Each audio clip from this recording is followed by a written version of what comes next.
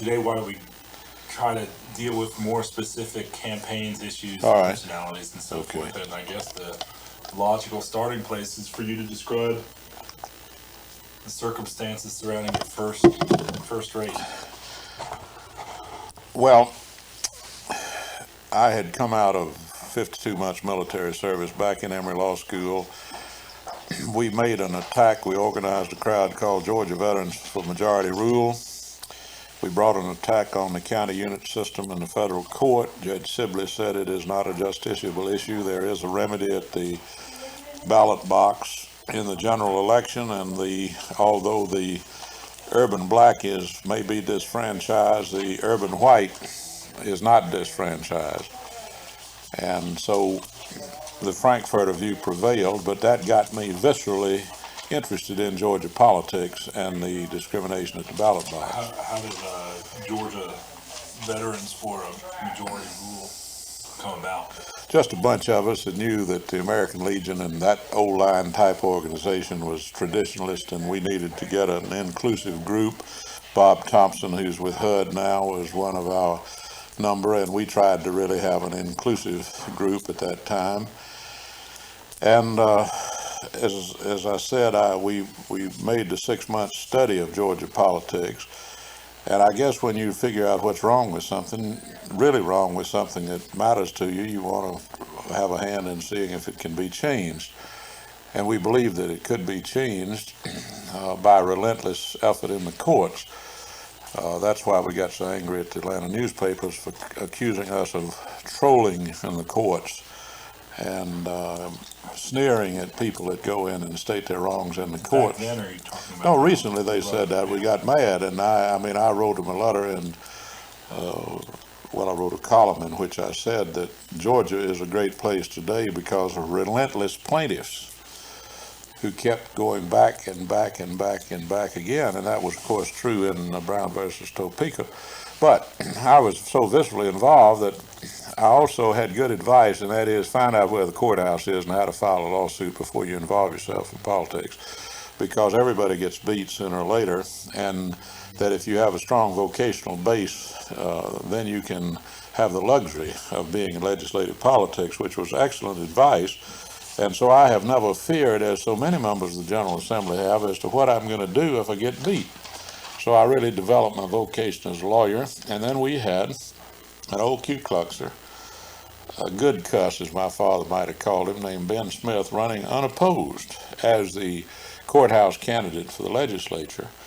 And I was concerned about race and representative government and all that sort of thing. And I had my moment of truth, and that is that it's not enough just to be a drawing room liberal.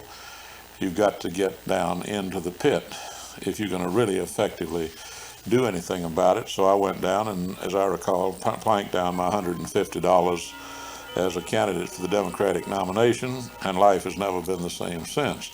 This was in 1950, and I won an upset victory over a man who was pretty well known around the county, but he made the fatal mistake of talking to his sponsors, who said that little Emery Pink over there, you don't have to worry about him. He couldn't get elected dog catcher. And I went out and saw the people, and as I reported to you the last time, anybody is a formidable candidate who enjoys meeting people and will go out and say, I'd like to be your representative, because I've had people time after time say, I don't care what you stand for. You're the first live politician that ever solicited my vote, and this interests me, and I'm going to be for you. So, but I really had to face a moment of truth, which many people face in politics, and that is, are you going to be a drawing room critic of government, or are you going to participate in it? So I ran in a head-on race and got elected, and then had a great experience at the Capitol, and drew opposition because they asked me what I thought about Congressman Davis. I said, I think we need a Democrat in Congress. So that got the Davis crowd on me. I attacked the county unit system, and that got the Talmadge crowd against me. And I attacked the one-man commission, benevolent dictatorship in DeKalb County, and that got the county fathers against me, with the result that they got the Undertaker to run against me, who was a great vote getter, and he defeated me. This is Mel Turner, this is which race? 1950. 19. No, 1952. So you I was lost. defeated after my first term, and Mayor Hartsfield said, Mackay, that's the greatest thing that can happen to any politician is to get beat early before he's got his heart in it too much, because it teaches him two things: that anybody can get beat, and second, that the thing will run without you, which is much more painful. Hartsfield lost, I guess, early on in his career. Oh yeah, he got beat down here by Roy LaCroix, who had the motorcycle fellow back at the bushes down there, and there was a plebiscite on if you favor motorcycle policemen hiding behind bushes, vote for Hartsfield. If you're opposed to that, vote for LaCroix. Do you recall any of those races, the crawl race? Yeah, because we moved to this community in 1934. Do you have any memories of the last Hartsfield Key? No, that was just before we got here. Jim Key had left, I think, got out of there about 1934. Okay, so it was the veterans group for majority rule that instituted this suit. A handful of us that got into it, and we were abused by some big lawyers downtown, Marion Smith, who was for us in principle, but who sent us to the former Chief Justice, who later committed suicide. He was desperate financially, and he set a fee for us of $40,000, which was just absolutely unbelievable. We paid a significant amount of money and raised it the best way we could, but This is Marion Smith, the son of Hoke Smith. yes, The former, and a marvelous man, great lawyer. On the textile board in the 30s. He was part of the oligarchy, but see, even the oligarchs knew the system was wrong. So you, basically young lawyers at that time, or young veterans at that Well, time. see, I was a law student. I couldn't bring the suit myself. Okay. If I'd been a little further along, I would have attempted it myself. Thompson was with the Urban League at the time. That's right. And who else was involved? Well, Calvin Keitel, Co-author. my co-author, was involved, and we got some good lawyers. We got Mr. Justice Reed, and he said something to me that's one of the greatest things, and I've said this to other people. If a thing is wrong, say it is wrong. Don't start citing cases or spinning some novel theory of jurisprudence. That when you say a thing is wrong, and I've used that if you read some of my writings. I did that on the 4-year term for the lower house down here. I just said it's wrong, because when you say something is wrong, the burden then shifts to the other side to say that it's right. And if it's wrong, they can't say that it's right without sounding ludicrous. But it was a motley crew, and we had a good inclusive.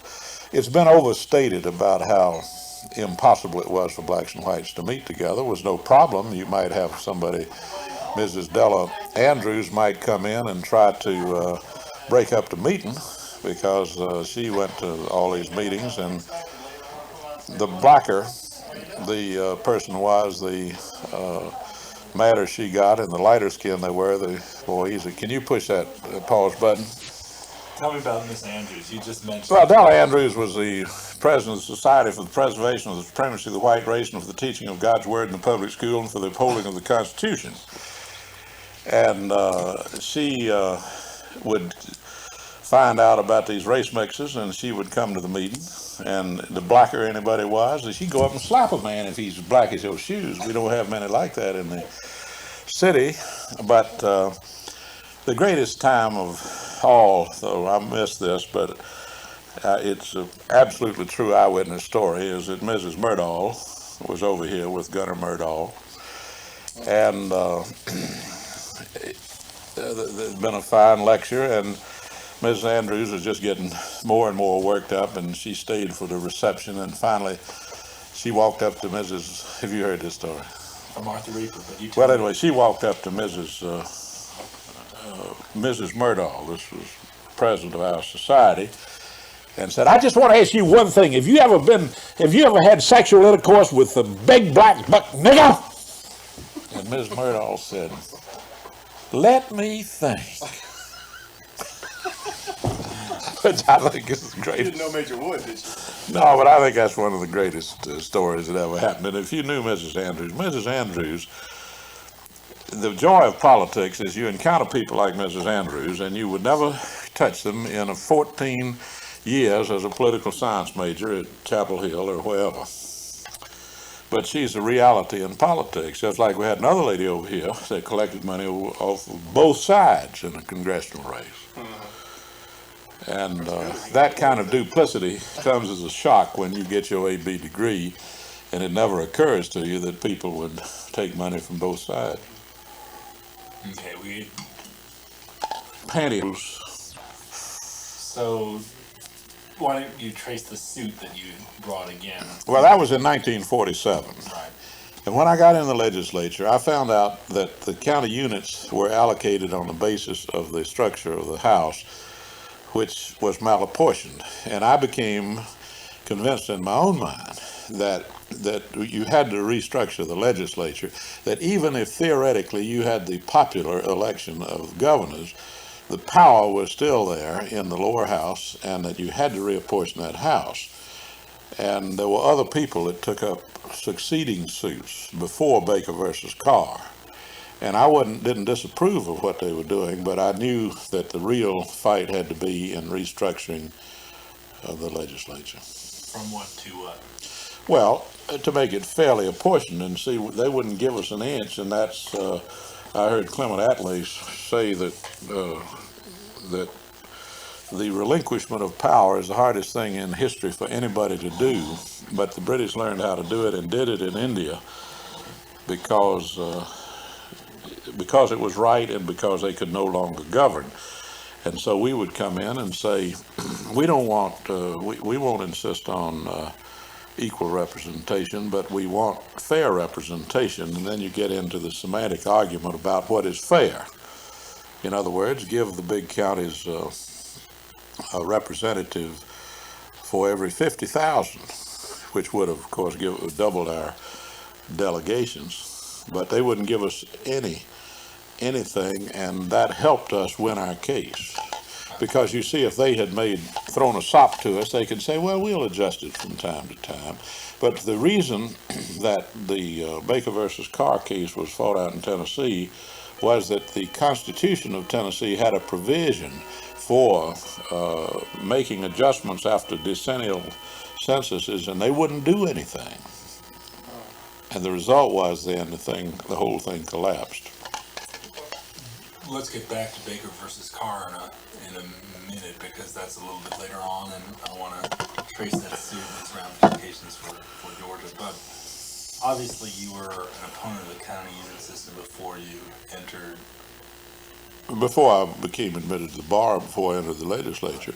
And I didn't think up the fight. You see, if you study the rich history of this state, the idea of dealing fairly with black minority wasn't thought up in wasn't thought up in the Civil Rights Act. You had the Truman thing before that, and you had people running back all through this century and the last century. There were people during slavery that knew that slavery was evil, and one thing that is almost comical is to see somebody say that if you read Morris Abrams' book, well, Morris in there said that he coined the expression one man, one vote, and it is the most shameless admission that he originated the fight here.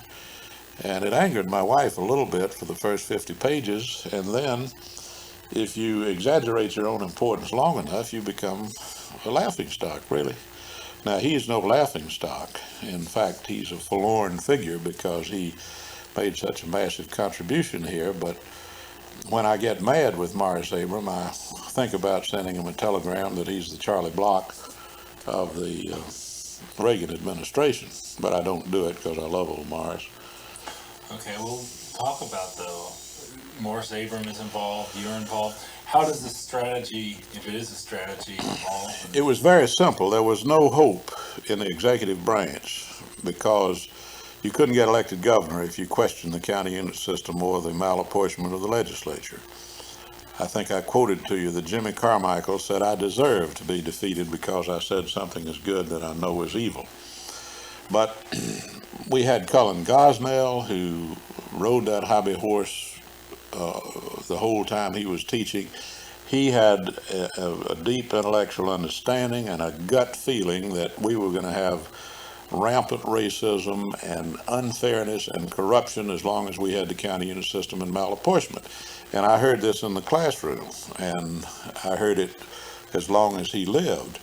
And of course, he was one of our plaintiffs in one of the suits. But we had a large number of people that understood what the problem were. We were in a cage here, and I've said one reason we have good relations with the blacks is that you do not understand another man's discrimination unless you shared it with him.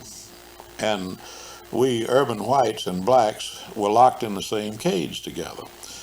And so we had professors, we had students, we had housewives, we had all sorts of people that understood that this thing was wrong. And we had some votes in which they said, you know, if you're in favor of continuing public education, you're a communist, or if you are not in favor of extending the county unit system into the general election, you're a communist. And we would go to the polls, and with their superior money and everything, they'd whip us about 130,000 to 100,000. But I never felt that I was any great originator of some political panacea.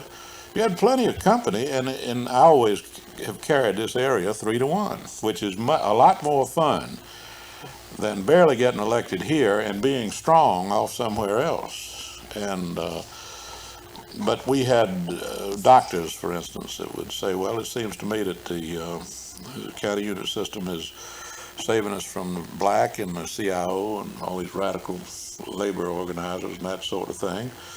And I learned what we're doing in the environmental movement. Don't argue aesthetics or morals, argue pocketbook. And I remember telling Dr. Glenville Giddings one time, I said, do you realize that they've had to put an extra bond issue on your house to pay for schools that you've already paid for in your general tax paying? He said, well, I never thought about it that way. And of course, that's where we've been cutting ice in the environmental movement, is saying that to muck up the environment is going to cost you money. Exactly is the difference between the county unit system and malapportionment, or are those All right. identical? The Neal Primary Act was the thing that shackled us. And it's a sad story. If you hadn't read Van Woodward's Tom Watson, Agrarian Rebel, that tells you the whole story. And they said, in effect, he was a populist, he was inclusive, treat the blacks as full citizens, but he got beat by the urban forces, and this is one of the tragedies of the century.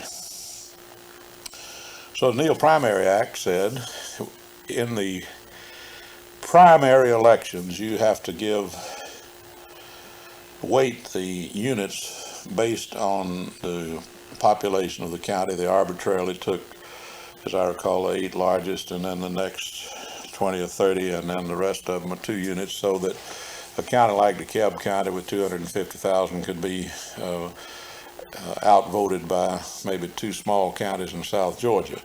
And it's purely a way of reckoning votes in a primary based on the then malapportioned structure. It's a little like millage and assessments. It's very confusing, but once you get... When you're saying malapportionment, is that identical with county unit? Or is Well, that... malapportionment has to do with the apportionment of representatives in the lower house of the legislature. And how was that structured when you came in? Well, that was the same way. We had 3 representatives in the big counties, and then you had 2 representatives in the next 20, and then 1 from the remainder. So it's part of the same thing, but the one is not necessarily... Well, the distortion was in the way of determining who won state house offices. That's what the county unit system, purely a method of reckoning the outcome of an election. So that Gene Talmadge got elected, as the socialists did in Britain when they whipped Churchill, by winning a majority of the seats, but only 43% of the popular vote. And so the county unit system was a distorted way of determining who would govern. In the executive branch, the malapportionment really applies to the basis of representation in both houses of the legislature then, because we had distortion in the Senate and the House. Okay. Now let's get back to the campaign before we get into some of the issues. Maybe you could describe what campaigning was like in 1950. It's very easy. I never spent more than $1,000 in a race now, and you don't think about running for the legislature in this county without getting up $15,000 or $20,000 at least. But campaigning was easy. This was still a rural county, a university county, a liberal county, a dairy county, and Judge H.O. Hubert taught me how to campaign. He said, you go over to Kirkwood. There are two doctors over there, two pharmacists, and they don't like each other. You can get the support of both of them, but don't let the other one see you going in the other one's shop. Go up to Brookhaven and see Judge so-and-so. Judge Tanner, he's a JP and he runs the election. And if he's for you, you'll carry that box. Nothing corrupt, because I went to see Tanner, and he had already pledged himself to my opponent. And he found out, though, that I was an anti-Talmadge fellow. And he said, Mackay, I'm going to keep my promise. I'm going to vote for Ben Smith, but said you're going to get a whole lot more votes than he's going to get. And then you could go to the bell cows of this county, and this no longer works. And so I ran on a platform of financing public education. The race thing wasn't in it. Baker versus, the oncoming change in the public schools was not there. And it's the easiest thing in the world. If Reagan wants to be remembered as a great president, all he's got to do is just adjust his priorities and say we've got to educate the American people. We've got to out-educate the American people. We'll whip the Russians by just our people will be better educated than they are. So you can go up to a guy that is a Ku Kluxer and say your child ought to have an opportunity that you didn't have, and he's with you, man. And what I was able to do was to pick my ground. And of course that is the greatest skill. If you're simply reacting, you're buffeted about by the polls and everything. But I have often said right now, if I was to make a race for governor, I would develop about 4 points which had broad support and say I'd like to do all those other things, but I can't do all those other things. In a way, Jimmy Carter floundered on trying to figure the right thing to do about everything. I told Carl Sanders this one time, is that to run for governor is like taking your family to the cafeteria. You can't consume everything on the boards out there, and you can't pay for it. Therefore, the task of political leadership is to see those issues that are emerging that are understandably important. Public education is the easiest thing in the world to be for. Jim Cherry, our school superintendent, could get a standing ovation from a bunch of Rotarians that the best dollar you spend is your education dollar, and that the quickest generator of wealth is to educate your people. And see, that's muted now. You don't hear that. You don't hear that from any source. But that was my number one issue, and the second one was fair representation for this county. And the biggest, people vote their own political interest. And I used to have the wool hat Ku Klux types come up to me and said, Mackay, I ain't on your side, but if I was from DeKalb County, I'd be on your side. I don't live in DeKalb County. And those were the main themes. And the third one that I picked up was conservation of natural resources. I got educated in the 89th Congress. No, I wasn't even thinking about it. There wasn't any legislation down there. In fact, Ben Fortson said he got called a communist right after he went to the legislature in 34 because he realized that if you didn't license what kind of crap you threw in the creek, then the whole state would get polluted. He was a man that was 30, 40 years ahead of his time, but he got kicked in the teeth for his trouble. But in 48, fair representation. In 50, the themes with which I'm identified are these: public education,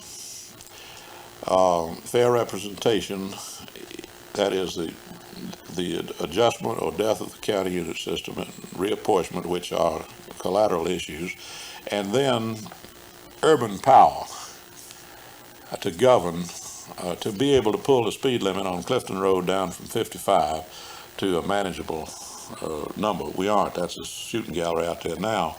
But and the reason that I got in good with the Atlanta crowd is the plan of improvement came up when I went down there, and the powers that be out here said, we want you to kill the plan of improvement.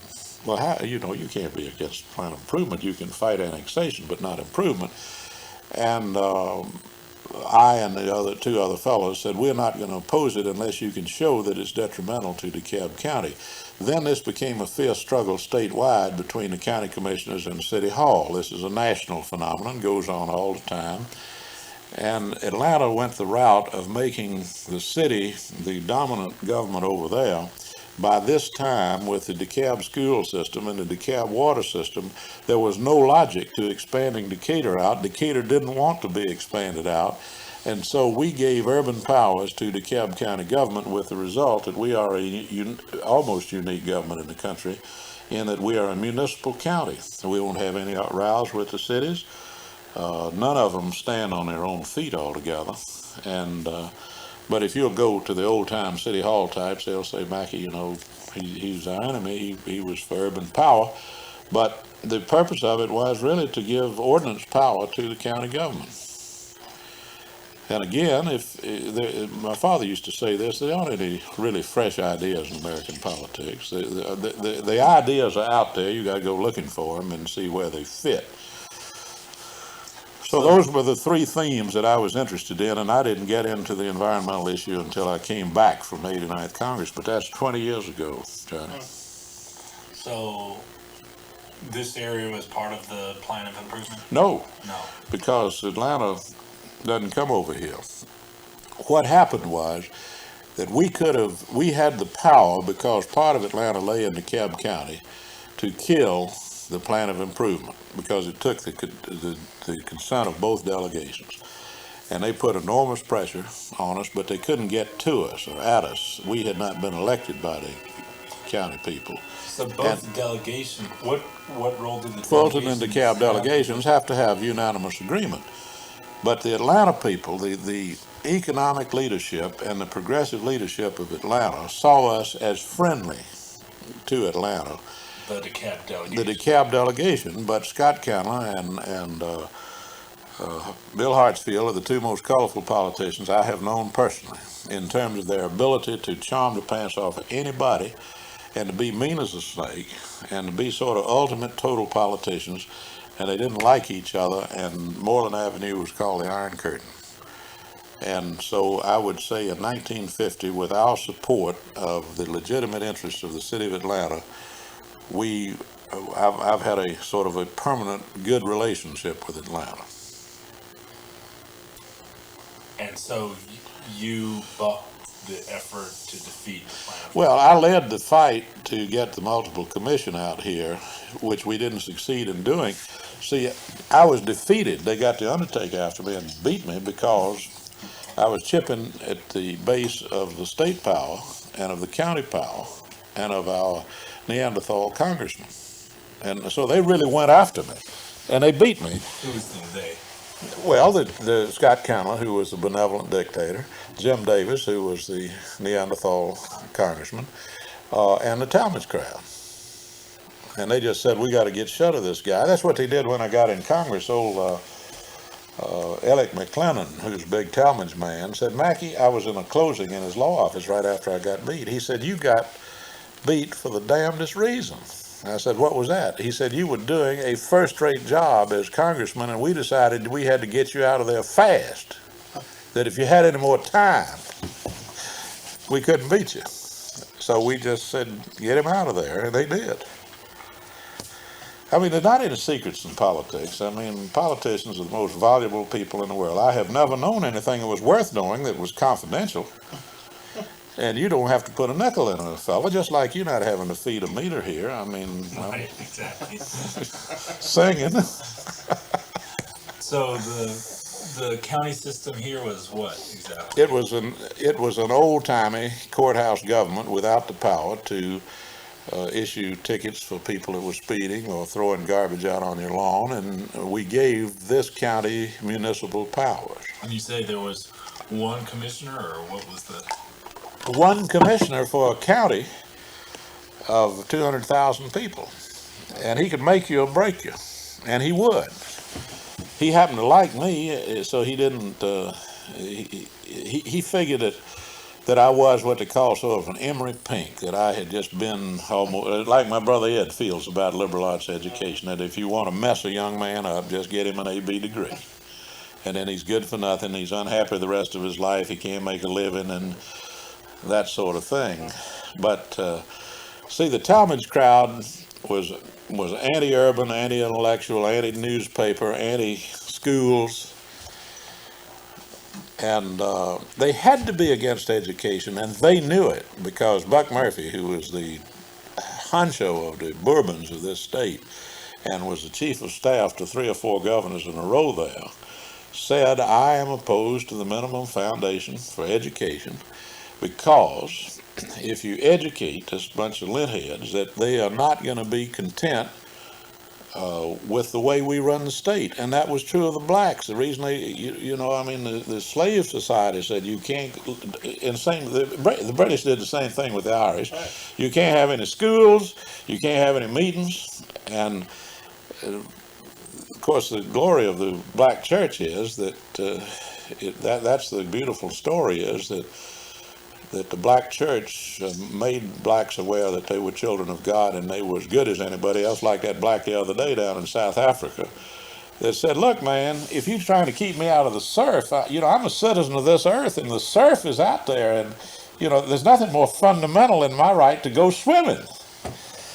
And that's another story, but again, on this thing, the racial lines are drawn much too tight in a lot of people's retrospective view. The salt of the earth blacks have worked in our homes and worked with us, and they have interpreted to us the evils of what they've been up against. And there were plenty of white people that were responsive to that. Miss Lynn Branham, with whom my father stayed when he was a boy from Ireland, came over and stayed at Emory at Oxford, and she would talk about the Civil War and the aftermath of the war, and she said what we all know historically is that the Yankees liberated the Southern white that had any decency, as well as the black. I mean, if you really understand slavery, that you can't keep a man in a ditch without being down there with him. Well, so I would say that as far as campaigning was concerned, it was a person-to-person basis, and you develop the skills of a politician. If the guy likes to drink liquor, you don't go and talk to him about prohibition. You try to get with him, find out what he's interested in. Just like I related to you about the guy that, when I was running for Congress, and he said, Mackay, how do you stand on boat ramps on the Chattahoochee? I said, do you think the federal government ought to be in building boat ramps on the Chattahoochee? I don't give a damn who builds them. I can't go to Panama City like you can. I want to get my boat in there. And you find out that the American people are not doctrinaire. They really think you're a nut if you're doctrinaire. And of course, all you got to do is say you're pragmatic, because nobody knows what that means much. And then you're all right. It's a great word. What kind of campaign did your opponent run?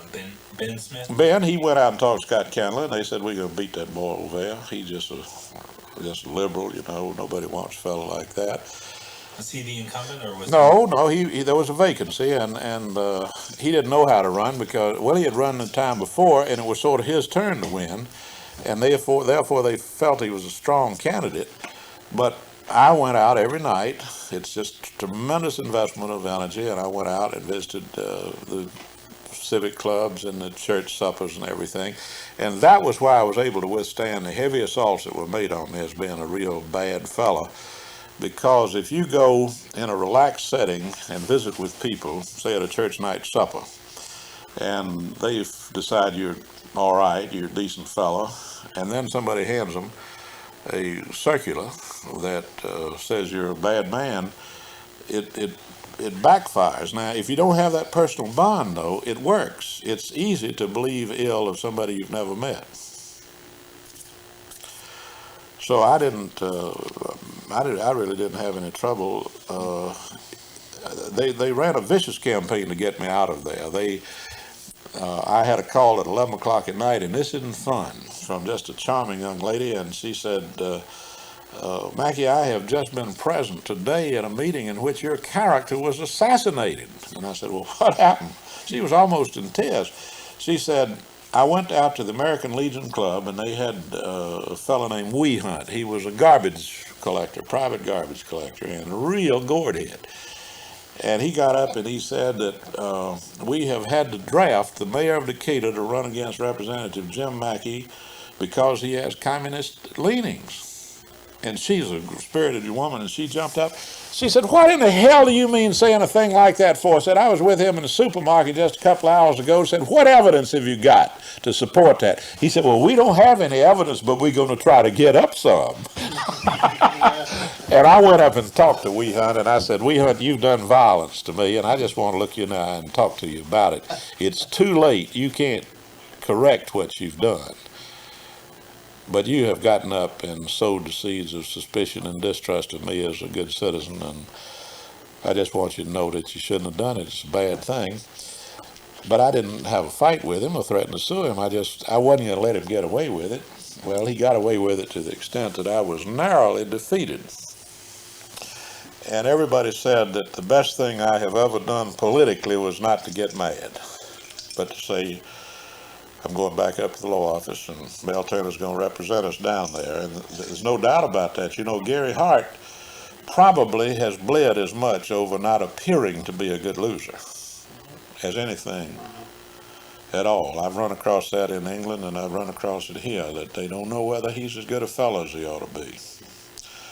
So anyway, then time and chance happeneth to everybody, but mostly to the politician, is that after I got out, we were working on the multiple commissions. We were circulating a petition, which had no legal significance, except the delegation had said, if you can get 20% of the people. Anyway, Cliff, what happened, it just shows you how uncertain politics is. And timing, just timing is what governs it. And you don't govern what's going to happen. But we had collected about 11,000 names, and we needed about 14,000. To get this 20%. To get to 20%. And the Christmas season came on, everybody lost interest in it. And the other crowd, though, felt so threatened by it that right after the new year, they got a double-page ad and said, leave well enough alone, do not sign the petition for a referendum. And people started hunting us up and said, who do they think they are? And it was a power structure. And I had talked to a banker who agreed with my position, and his name was on there. And I went downstairs to see him, and he turned beet red. And I said, Tony, you don't have to blush. You work for a bank. He said, Mackay, you don't know how much I appreciate your understanding of what I'm up against down here. He said, they just put that in front of me, and I had to sign it. Well, the momentum was building because the benevolent dictatorship or the one-man commission will work in a stable community where everybody knows everybody else. It's like the old magistrate or justice of the peace in the British system. That's right. It's somebody we all have confidence in, but the zoning issues were getting hot and heavy, and which way you're going to run the outfall and that sort of thing. And the result was that I got reelected, and then was reelected 5 consecutive times. But the reason was not my personality or anything. I was identified with the issues that people are concerned about, and I quoted Ellis Arnold. It said, if you carry a flag that people can understand, you don't need much money. But if you don't stand for anything, you better have a lot of money. So I had opposition every time except in 1958 when we built this house, and I felt that God smiled on me because I was able to take my little children out here without getting a phone call that somebody was up cutting my throat in Tucker, Georgia or something. And I got to see this house grow up and move into it, which is a cresting experience in my life, I must tell you. I will never ride the crest more than moving in here, the politics was terribly uncertain all the time.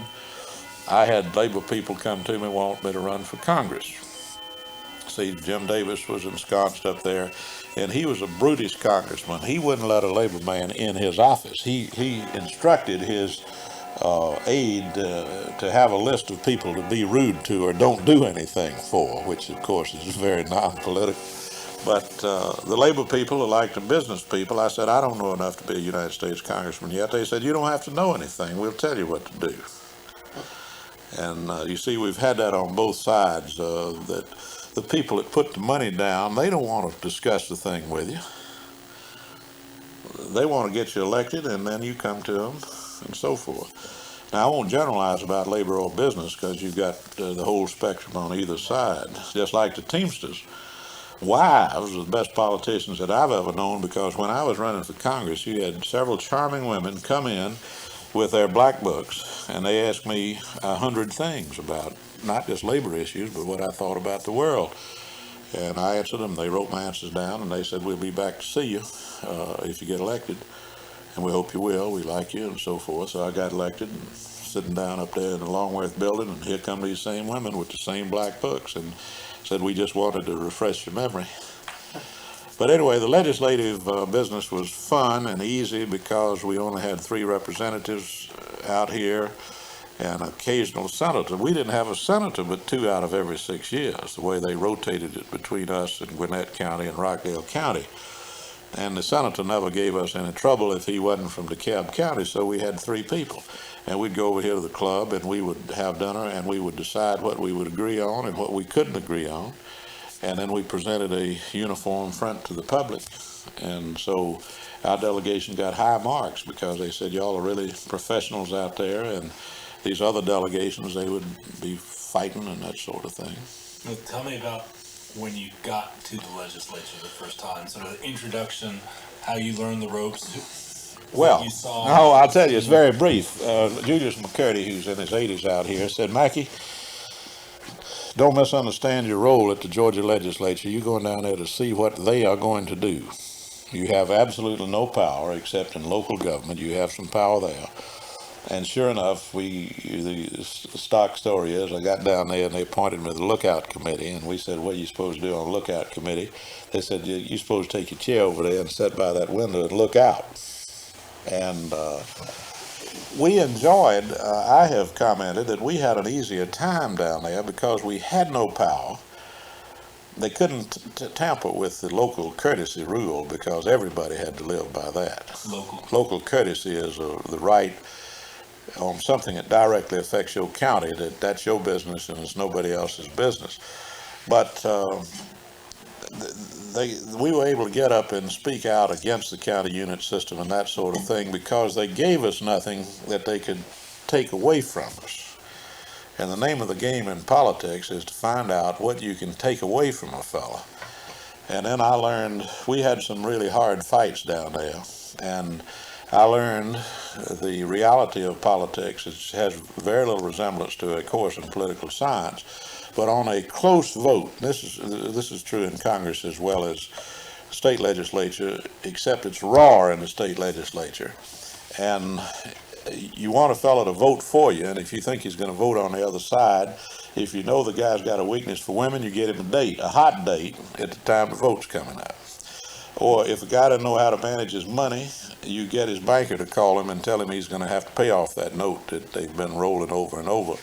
And you see the community working on the weaknesses of individuals, to either to pull them over on your side or to get them out of there or whatever. And it's absolutely fascinating. You don't have a great many votes of that kind. But which ones are you talking about? Which fights are you talking about? Well, we had some good fights on public education. We had a big fight on sales tax, and I would have to go back and identify those. But that's when it's exciting and when it's fun. And when I was in Congress on Medicare and a few things like that, you can just hear the leather popping, and you say, "My God, isn't this a glorious country here that there are no guns around here?" And it is just absolute brutal fight, except that when the votes are counted, it's all over and you go on home. And nobody's going to follow you home. And I've gotten a feeling of euphoria. I had that on the night that the president came in and said, "We shall overcome. We're going to pass the Voting Rights Act." And as I said, that gave meaning to the death of some people that were very dear to me that died on the battlefield. And but anyway, state legislative politics is the Bush League, and Congress is the big league. And I think that 156 members of the House had served in state legislatures, and you have a great feeling of comradeship up there, because you're in a lot better shape if you go to the Congress from a state legislature than if you're just elected and have never been in a legislative body, because you learn what can be traded on. There are major issues and there are minor issues, and there are all kinds of votes that you can sort of go along with somebody on. It don't have any moral issues involved at all. Well, how did you learn the ropes, and who showed you the ropes? Maybe you could describe what the Georgia legislature. Judge H.O. Hubert Jr. Is the best read man I've known in public life, and he explained the legislative process to me, and he told me the do's and don'ts. For example, never commit yourself on a proposition until you see the bill, and I've used that in all of my politics, and that is, in general, I'm sympathetic with the bill, but I will not tell you that I will or will not vote for it until I see the final version that's before me. And the worst thing in the world you can do is to pre-commit yourself. I had enough education and I like to read, and just like Justice Bell on the Supreme Court doesn't like to read. And he served in the legislature with me, and he would come in and he wouldn't look on the desk to see what's on the agenda. He'd say, "What's up today?" And I'd tell him, "Well, what do you think about these bills?" I said, "Well, I think that's a good bill for this reason, and that one's a bad bill for that reason." And he said, "Well, that sounds good to me." And we would vote together, and the great reward is to find that people trust you, that they believe you've looked into the thing, and that you voting intelligently. I heard Andy Young, by the way. I regret that Andy Young didn't stay in the United States Congress. I think he had some exceptional abilities to be a legislator, and those same abilities make him, I think, a poor mayor. But we were at a conservancy meeting and jumped him. He had about a 93% perfect vote on conservation. "Well, what do you vote this way on this California issue out there?" Well, he said, "You have to learn that you can't read all the bills, and you've got to lean on other people." And I had a great respect for the congressman in whose district this bill applied, and he explained it to me, and as I understood it, I followed his leadership. And you trade off competencies in the legislative body. But we were not taken in at the top because we were obstreperous. As Frank Twitty said, there's something wrong with drinking water out here, that we were too liberal on race and too liberal on attacking the county unit system. He was the floor leader for the Talmadge crowd. Now, to what degree was Talmadgism or anti-Talmadgism the major? Well, M.E. Thompson was not a skillful politician, and he was not keen. And although he carried the flag for the anti-Talmadge forces, he could not argue our case for us. And Herman Talmadge was ruthless. He did blacklist us. He put my name on the wall. "Don't ever do anything for any of these people that voted against the toll roads," for example. Tell me that story. I told you that story. No, you just mentioned it in passing before. Well, Talmadge was an old-time politician. "If you're not for me, you're against me, and you're not going to get anything. Don't come down to the office and ask for anything, because you're not going to get it." And of course, in my maiden trip, when they circulated a picture of me with Dean Faulkner of Fisk University, they tried to turn that body against me, and it backfired. And again, though I didn't have anything that they could take away from it, I wasn't looking for a state job, and I didn't need a road. And there's a little list of things that legislators go down there for. They may want a job themselves with the state government. And the political operator, he knows everybody and who they're kin to and what they want and what their strong points are and what their weak points are. Well, what was the story of the blacklist? The blacklist was that on the toll road, or one of the big bond issues for roads that we thought was a boondoggle, we voted against it, and the papers announced that he had posted the vote in the lobby, in his office, on the wall of his office, and that they were blacklisting those of us that had voted against it, and that he intended that we got nothing for the remainder of his term. Well, it backfired.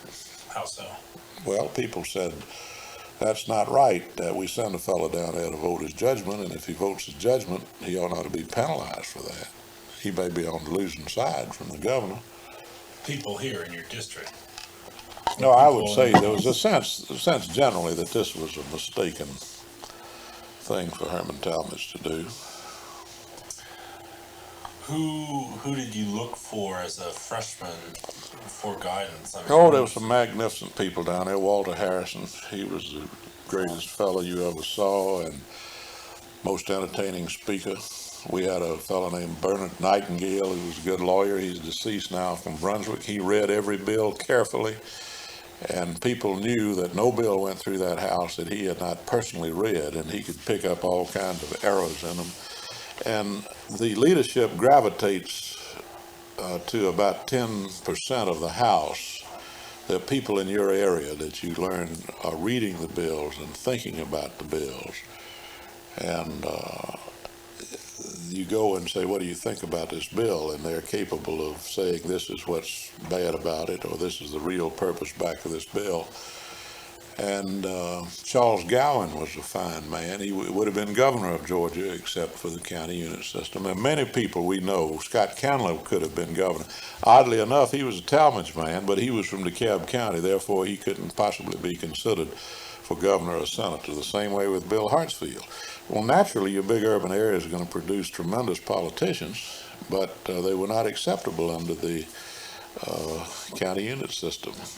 But there were plenty of good people down there, and as I told you on the last visit, that I am chauvinistic about the people of Georgia, black and white. I can ferret out for you people in any walk of life that are world class. There are not a great number of them. Certainly. Just you name it. And so I didn't feel, and I was right proud of that, because there was just a handful full of Emory people there, see, is that if you hadn't learned how to get along with those people, they might figure you some silk stocking or some snob from Emory and that sort of thing. The thing that interested me about the Emory people, though, on the issues that had real moral weight to them, we always ended up voting together. We might differ on other things, but I felt like Emory was educating people. That's good. Who were the powers that be? Had the varsity team. We had, of course, Herman Talmadge, and then you had Fred Hand when I first went there, the speaker, and you had George L. Smith, who succeeded him as Speaker of the House, and you had Frank Twitty as the floor leader, and we had a guy named Jack Ray, and they were called the varsity team, and they worked together, and they ran the Rules Committee. And who was head of the Rules Committee? I forget who. I think Jack Ray was when I was down there. From? Where was he from? Jack Ray seems to me was from Warrington. Okay. But if you'll read our 18,000 word manuscript, it will describe the legislature, which we described remarkably well, not being in the House. You and Keitels. Okay. And I wrote a column every week for 15 years. For the Decatur News, McClellan out here, mainly discussing the main themes that I was interested in. And let me say this, I never spoke more than 3 times. People won't believe this. Never spoke more than 3 times in a 40-day session. Because if you go to the microphone too frequently, they don't care what you're talking about. But if you just go down there once or twice, you command their attention. They want to know what you're going to say. So then, what was the first time you went to the mic? Your first. Well, when they tried to destroy me, circulating that picture. That was the first time you went to the well in your. First Yeah, where session? I made a serious speech. Yeah. You were saying. I'm sorry. Okay. How did that was in connection with the county Unit, the effort to amendment, extend yeah. it into the general election. So tell me the history of that whole. Well, the Neal Primary Act, not the Neal Primary Act.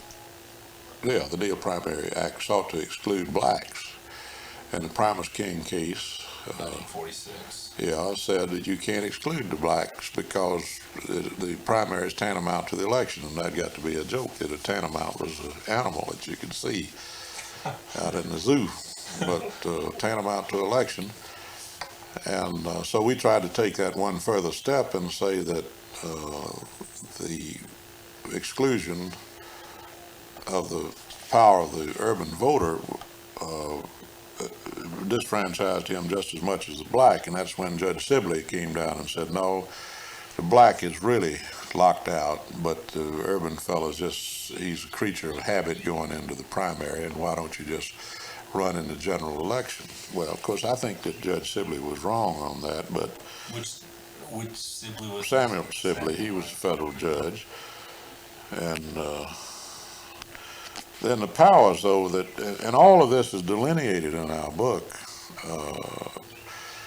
that the power was over at the Henry Grady Hotel, that the Capitol ratified decisions that were made. And I even learned that Bills Lane called me up when J.B. Fuqua, who was chairman of the banking committee, called me up and said, boy, you got any salt on your tail? I said, I think I know what you mean, and I don't. He said, well, I just want to see a chairman that will hear us out. And I was named chairman. But you see, of the banking committee, I was chairman of it when I left the House. And I thought it interested me that the banker was the guy that called me up to decide whether I was acceptable, not some senior member of the House over there. So now, what exactly did Mills Lane mean when he asked that? Well, you know, a bird, they say if you put salt on the tail of a bird, you can catch the bird. And he meant whether I was kept. Just like organized labor, they said Mackay doesn't always vote with us, but we know we can get a hearing. And that's what Daddy King said to me one time. He said, I don't expect to get my way, but I expect to get in the mayor's office. I don't expect that door to be shut in my face. And that's why I think that Martin Luther King Sr. was a towering figure in that he understood the system.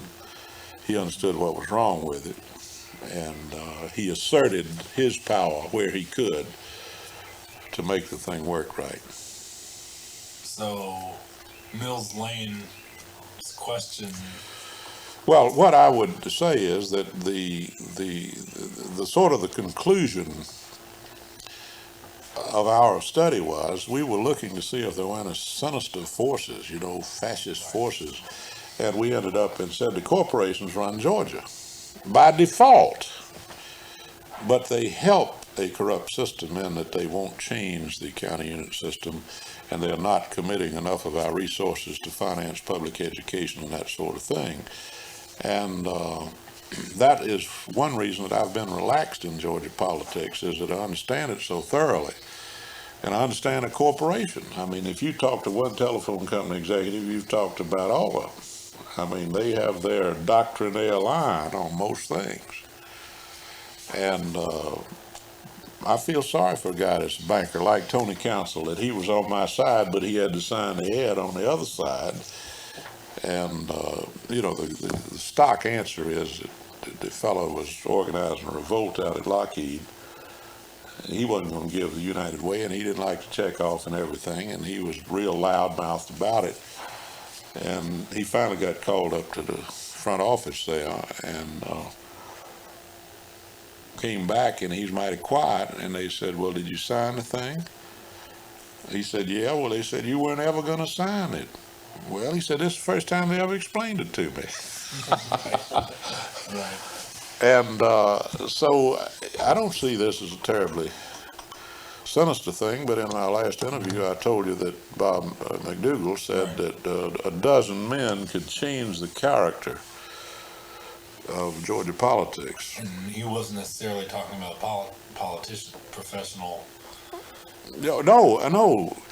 And that's the other thing that I've learned is that many of the most powerful people in an era never ran for dog catcher. A.T. Walden was such a person. I mean, the black community had implicit confidence in him, and he said, these are the issues, this is where our interests lie, and it's those people that say this is where our interests lie that can communicate that to enough people to tip it. Okay. Now, when you came in 1950, who would you describe in that vein? No question about it, Wiley Moore, who was a petroleum man. Did I tell you the story about the party? This is one of the funniest stories in history. We had a guy named Fat Baker down there who was so big that they had to build a chair that was 4 times the normal sized chair just to hold him. And right after the war started, this happened before I went down there, but Wiley Moore was a figure right up till the time I was along. They had a dinner out at Lakemore after the liquor stores got empty and the butcher shops got empty, and they met about 5 o'clock in the afternoon, which is a dangerous thing with the legislature, and started feeding them free booze and steaks, and they just, boy, by 7:30, 8 o'clock in the evening, everybody was really lit up and loaded with steak and everything, and at the propitious time, Mr. Moore got up and tapped on his glass, and he climbed up in a chair, and this big fat boy sitting in the big chair was looking at wonder on a guy that could feed you all this booze, when booze is supposed to be gone, and all this steak when steak's supposed to have been gone, and everybody had this mellow feeling. And Wiley Moore stood up in his chair and said, "Gentlemen, I just want to tell you how happy I am to have you here, that you're the grandest group of men on the face of the earth. I love every one of you." And this guy just sitting there drinking all this in out there. And he said, I just had you out here because I love you, and I don't want anything." And this country boy said in the stage whisper heard throughout the hall, right after the guy said, "I don't want anything," he said, "I guess not, the son of a bitch has got everything." Broke up the meeting. Well, when you really get into the Congress of the United States, if you read Gore Vidal, we don't have a 2-party system. We got a property party system, a 1-party property system. And nobody's trying to get anything.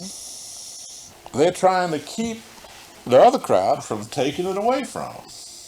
And when you get into tax reform, you find out that reform is the wrong word. It's rearranging of taxes, see.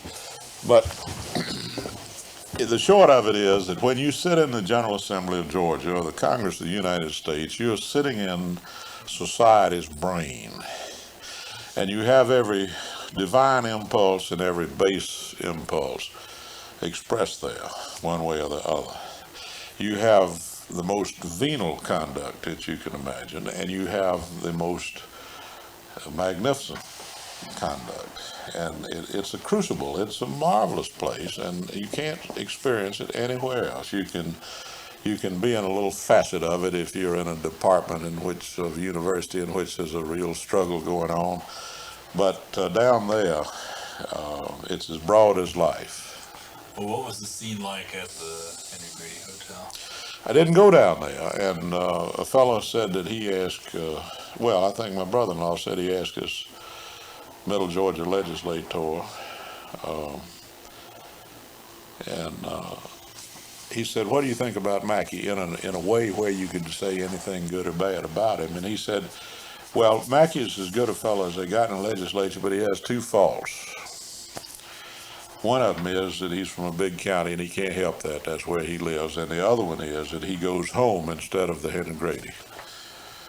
And it wasn't a serious criticism of me, but I'm glad I didn't go to the Henry Grady, because, as I quoted Jenkins of Aycock County, they would have made a mattress worker and a liquor head out of me. It's awful hard for a fellow with too much spare time on his hands to go down there and they're camp followers that just like to jump in bed with a politician, and they like that free booze, and there's a little extra money down there, and the story that Reg Murphy agreed was the funniest story ever was it the story of the hoe raffle we call it, down at the old Georgia Hotel. In one of the dull sessions of the legislature, they had a hoe raffle, and that was on Wednesday night. Everybody put $2 in the hat, and they ended up with about $60, which was about twice the going rate for a hoe. And it was pretty much limited to members of the General Assembly, but they had a boy down here from Lincoln County, and he brought his big mule that had put him in the legislature. That was one of the rotten borough things. See, a fellow that owned all the acreage could send anybody to the legislature. He said, you want to go up to Atlanta? And he brought his sponsor down there, and he put his $2 in the hat with his name on a piece of paper, and as luck would have it, they drew this fellow's number out of the hat, and so he and the hoe, who was not a bad-looking hoe, headed off down looking for a mattress. And of course, the hoe's getting paid twice the going rate, so she smothers the beneficiary with her charms. And they said that this old representative said he leaned back and he said, I'm good for 4 more terms in this legislature. Well, the legislature is just so earthy, you can't believe it. It really is. And but it's the whole spectrum. I mean, I've seen some stirring things. I told you about the man from Sumter County when they wanted to spend $1,000 to refurbish the statue of Captain Wers of Andersonville. Well, they had a little innocuous do-good historical preservation bill there to spend $1,000 to refurbish the statue of Commander Wers of Andersonville. And there was an old school teacher there in his late 70s, and nobody had ever seen him stirred up about anything, and he walked down to the microphone and he said, gentlemen, I'm opposed to this bill. My grandfather was at Andersonville. His grandfather was a Confederate soldier, and he knew Commander Wers, and he said that Commander Wers was a cruel man, and I don't think we should spend $1 of the taxpayers' money to commemorate a cruel man. Just killed it just like that, see. And you see these constant, unexpected flashes of the goodness of people and the meanness of people. Now, the county unit, the white primary was challenged because the Democratic Party, it was said was not. It was a lily white primary. Right, but the basis of the legal challenge was that the Democratic Party was in essence an organ of the state. And, That's right. That any party was, see. And not a private Republicans, club. yeah. But you couldn't use the same argument, really, with the extension of the county unit system, right? Or could you? Well, we knew it didn't have a snowball's chance getting into the general election. And you have a sense of the tide of history. That's when politics is fun, when you really are correctly have a sense of the tide of history of what must be done.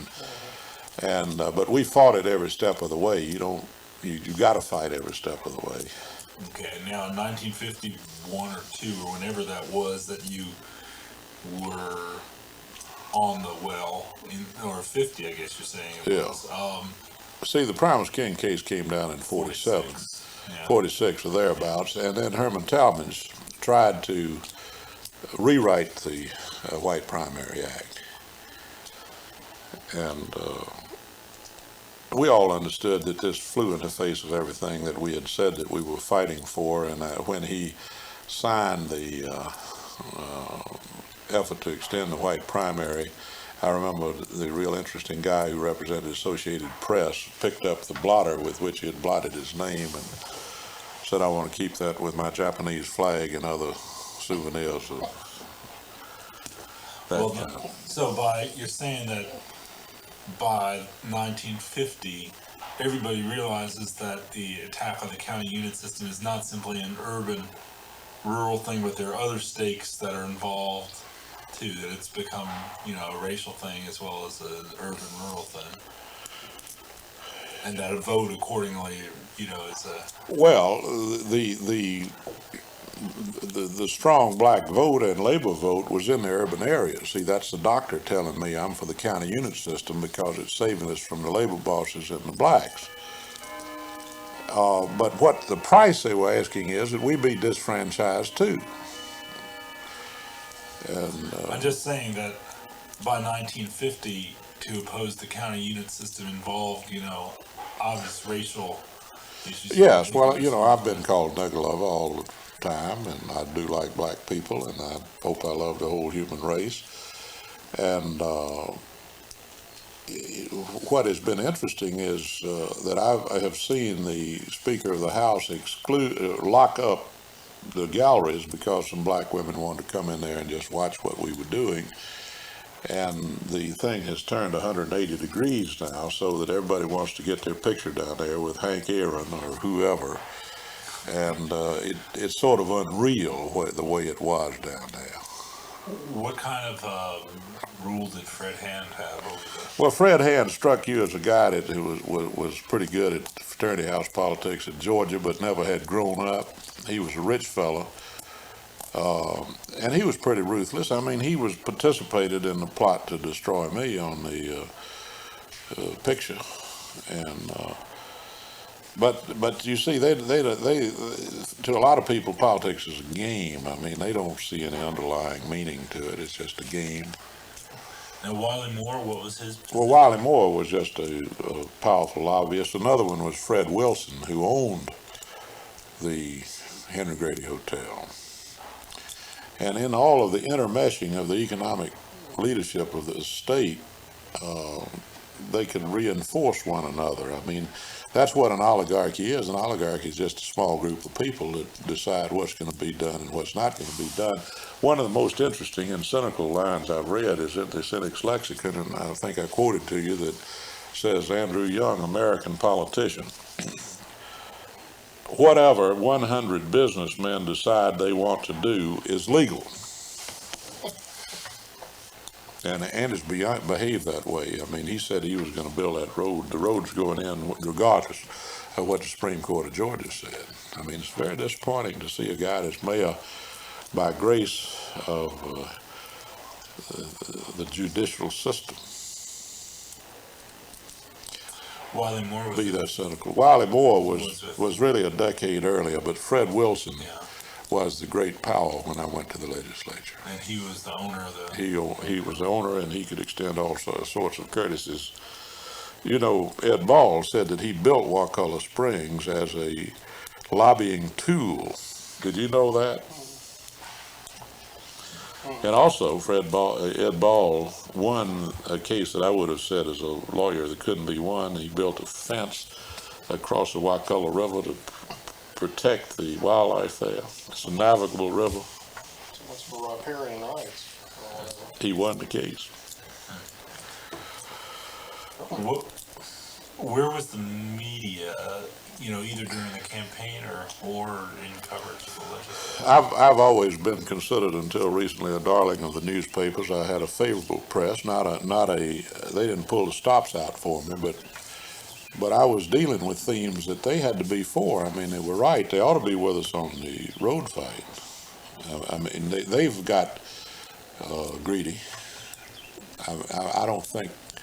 Well, they've had some cynical leadership. Jack Tarver told me that he said, "Look, Mackay, we like to hit a lick with you for you do-gooders, but don't misunderstand us. We're a business operation. We're down here to make money. We're down here not to pursue your goals. But we want to help you if we can."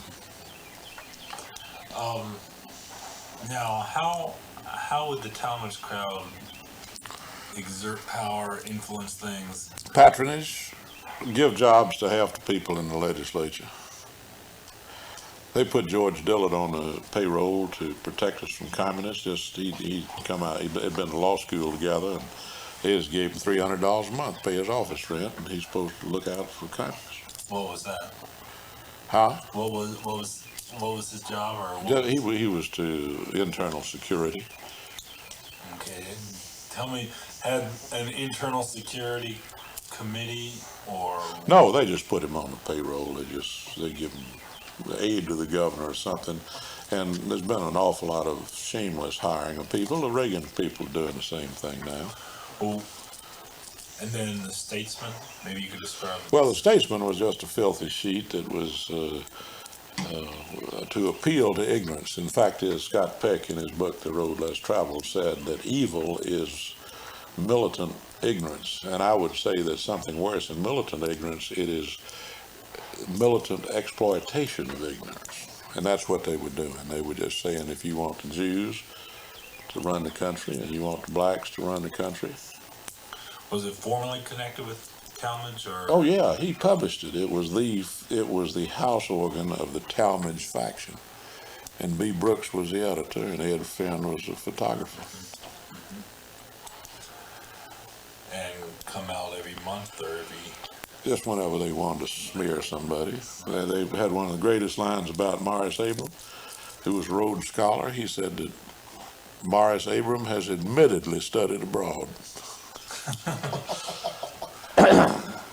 Now, speaking of Morris Abram, I'd like to know, was he elected in the Assembly? At Never. No, he ran a courageous race for Congress and was defeated, and we found out there was some virulent anti-Semitism that surfaced in that That race. was the race against Davis in Yeah. '54.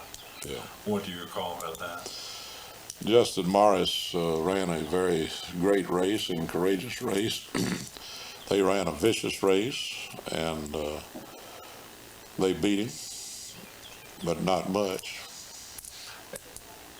At that time in the 40s and 50s, where did the district extend to, the congressional district? Oh, there were three districts, Fulton, DeKalb, and Rockdale, and that's a classic illustration that if you can carry DeKalb County and Rockdale with a much smaller population than Fulton, you go to Congress, and he did for 14 years. What kind of a congressman or what kind of a person, where was he on the issues? Who, Jim Davis? Yeah. Well, Jim Davis was really a sick man on race. He really was. And he was mixed up with the black shirt crowd around town. And It's the Colombians and the... not the Colombians, but they had a black shirt crowd. And he could not stand for courtesy titles in his courtroom, that sort of thing. And he uttered such shocking things as saying that we should not give aid to India until they eat up all their sacred cows. You know, they got plenty of protein, and just let them eat up their sacred cows. And Alvin Barkley was here, and Davis insisted on introducing him. Barkley went to Emory for 1 year. And after the introduction, Barkley, who was a great wit, said, "We're very happy to see Congressman Davis here. We have watched his career in Congress with interest and concern."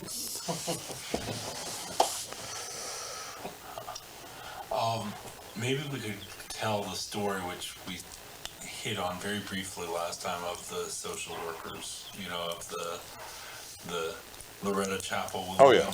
Maybe you could sort of tell that story from... Well, it's a very great story. It illustrates one principle of legislative politics. If you don't get a good chairman for a committee, you won't get a good committee, because people don't have to serve on a committee, and they appointed Bush Mims to investigate welfare. See, there's concern now, there's been concern all of my adult life about the welfare program. Is it doing what we would like it to do, which is to get people off of welfare? And who was Bush Mims? Bush Mims was a redneck from Miller County, Georgia, alcoholic, kind of a threatened poor white. And they raided Miss Chapel's office up there and found 4 or 5 good standard books. Well, wait a minute. How how did all this? They emerge? created a committee to investigate the welfare department, which it was then called, and they appointed Bush Mims chairman of a House committee. What was the precipitant incident to investigate? Well, that was just the kind of semi-police state we had, and they went over there and found 6 or 7 books, like Red Wine First and Alfred Deutsch's Our Neglected Children, and they grabbed these books and impounded them. And that's when, and they said that, Miss Chapel, you are red from the bottom of your feet to the top of your head. And what was her position in this? She was head of child welfare section in the welfare department.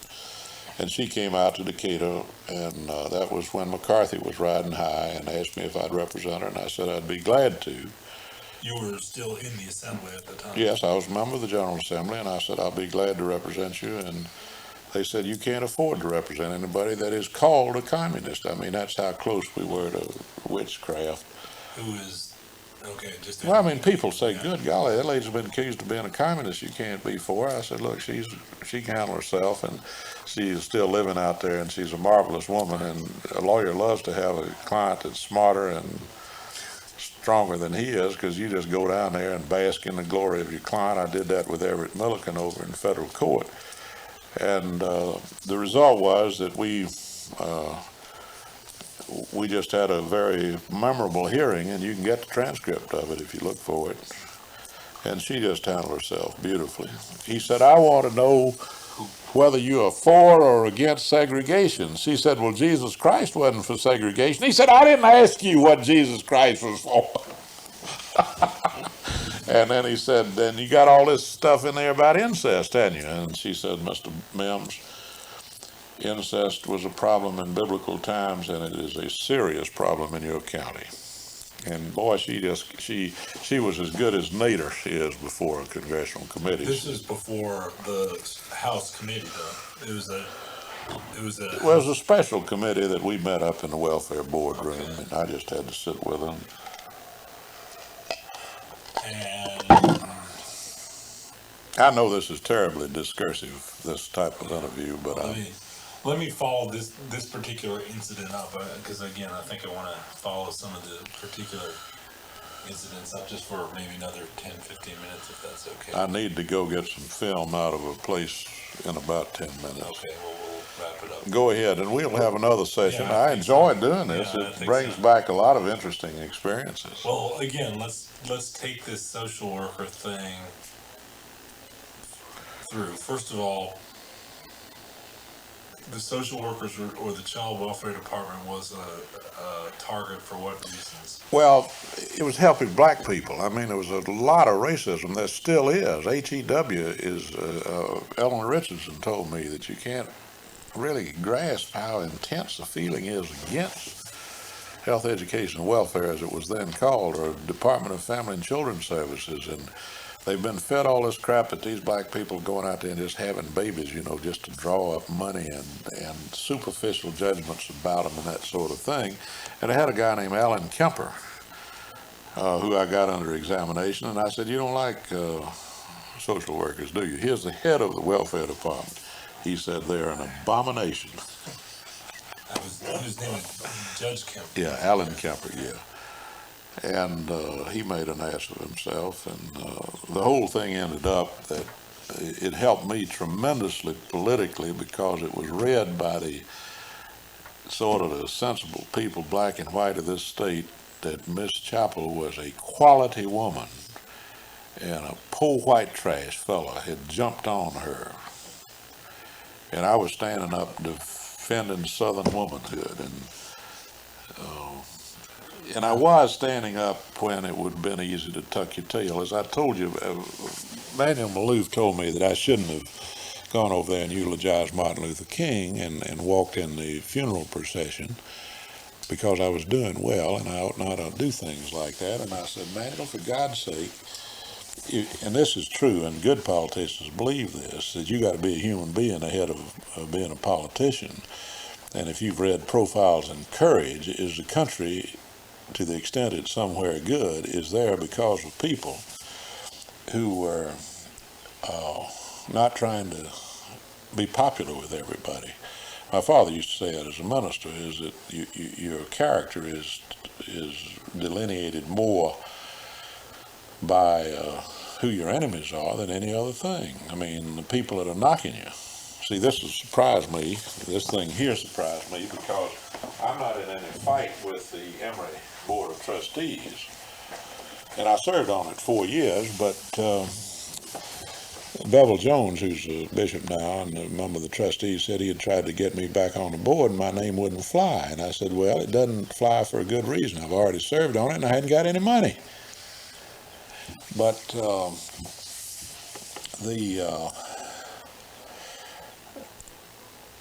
well, Adlai Stevenson, no, it's like old MacArthur said, that the problems of life are basically theological, you might say philosophical or whatever, and that is what your estimate of people is. And the great politicians that do things are people who draw out the best of the people, and I have heard Adlai Stevenson talking to the same general crowd down there and pulling out their highest aspirations. And then I've heard Herman Talmadge talking to the same crowd, and he is working on their lowest possibilities. And the reason we got this terrible tangle between the preachers and the politicians is that the best politicians are trying to bring out the best side of the American people, and the best preachers are trying to do that, see. Now, the worst preachers and the worst politicians are demagoguing the hell out of it and exploiting their meanness and their lowness and their selfishness. People who know Herman Talmadge in the 70s and 80s don't really know that much about Herman Talmadge in the 40s and 50s, and maybe you could... He got to be very prestigious as United States Senator. But Talmadge then was in his 30s or so, and what was... Well, Talmadge is a whole separate story, but essentially he had the name and he had the ability, but he was amoral. That's our judgment of him. But he was not a racist, but he was willing to be a racist. He's just exactly like George Wallace. How you want the earth taught? Flat around.